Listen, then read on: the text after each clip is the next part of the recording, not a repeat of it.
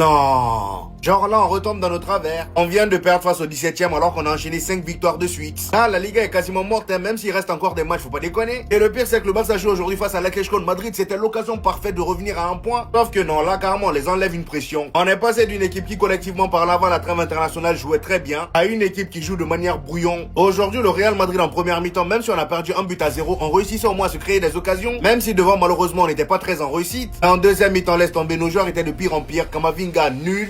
Alexander Arnold, nul. Le jeune Miguel Angel que j'avais très bien aimé la dernière fois quand il est rentré en jeu. Et bah aujourd'hui il n'était pas terrible, il n'a pas fait grand chose. Heureusement que Rudiger et Di Michel étaient là aujourd'hui et qu'ils étaient au niveau. Parce que même si le premier but de Mallorca qu'on se prend c'est un peu à cause de Rudiger parce que le gars se fait attirer par Muriqi. Et qu'est-ce que vous voulez qu'il fasse? Aujourd'hui il avait pour rôle d'attraper Muriqi, de marquer Muriqui. Où étaient les autres joueurs pour attraper Morlanes qui est venu marquer? Parce que clairement sur l'action on le voit se faire attirer par Muriqi qui est là. Sauf que lui il a été beaucoup plus intelligent, il est resté en retrait. Morlanes son coéquipier est venu, il a marqué. Elitao rentre en jeu, il réussit à égaliser de la tête. Malheureusement, juste après ça, Muriqui qu'on essayait d'éviter tous, et bah le gars vient marquer le deuxième but. Il sort Mallorca de la zone rouge. Ils étaient 17e. Et moi, je vous le dis clairement, le retour des cadres, là, Jude Bellingham, Mastantuono, Kylian Mbappé, ça va pas nous faire du bien. Même si Kylian Mbappé aujourd'hui, il a fait un match parfait. Même si Kylian Mbappé aujourd'hui a été plutôt bon en première mi-temps, y a rien à dire. Le seul problème, c'est que devant les buts, il n'était pas très en réussite.